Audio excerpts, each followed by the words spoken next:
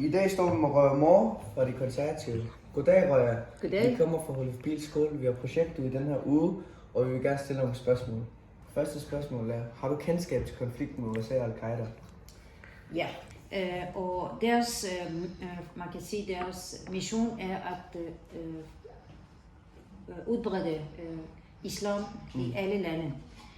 De har også et stærkt fokus på de vestlige lande, der ligesom blander sig i muslimske landes politiske forhold.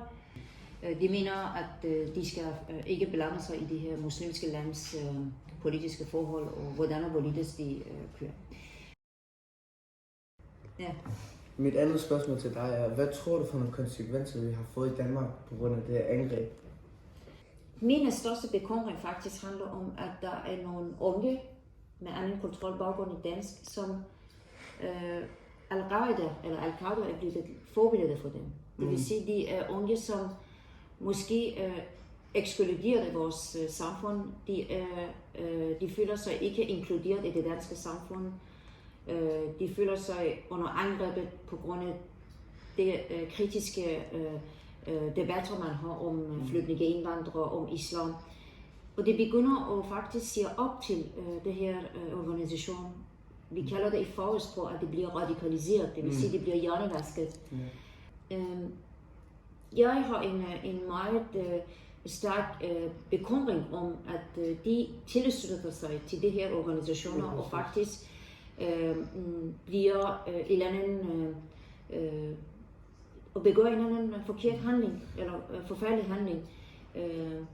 Hvad tror du egentlig, vi kan gøre med det her? Altså, kan vi godt ændre deres forbillede som helt? Ja, det kan vi da godt gøre ved, at altså det som seneste undersøgelser viser, at Al-Qaida er blevet ret dygtig i forhold til sociale medier, TikTok og alt det her. De er faktisk rekrutteret mest af de her unge via sociale medier. At vi i Odense Kommune, vi har faktisk en afsnit, der bekæmper radikalisering af de unge, som går ind og er meget opmærksom på, hvad der foregår, hvad dynamikkerne er der, så man begynder at faktisk fanger den gruppe, som debatterer og i den risiko for at blive rekrutteret. Man finder lige frem til, hvem de er, og opsøger deres familie. Det går man faktisk.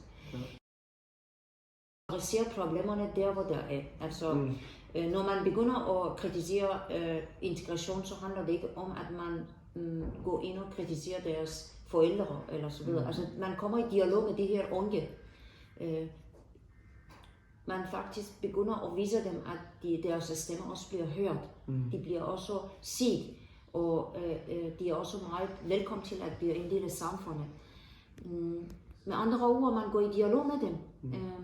Og det handler om faktisk fra denne skole, på alle de her skoleniveau, man begynder at få fat i dem. Hvad kan man ellers gøre? Noget andet man kan gøre er, at man i tale sætter positive historier i medierne. De unge, som gør det godt. Så man viser også, at man anerkender dem, der gør noget positivt. Ja. Men altså nu var der risiko for der hjernevaskning, og man ser dem som forbillede. Ja. Kan der godt ske det, der sker i Amerika, for eksempel det der med skoleskyderi og måske bomber også her i Danmark?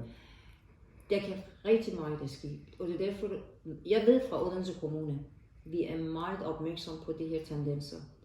Oplever vi et eller andet, vi har faktisk en infohus i Odense, hvor man sender som forperson sine bekymringer som en slags mail. Rent ressourcemæssigt og rent økonomisk mæssigt har vi så mistet penge på det her med angrebet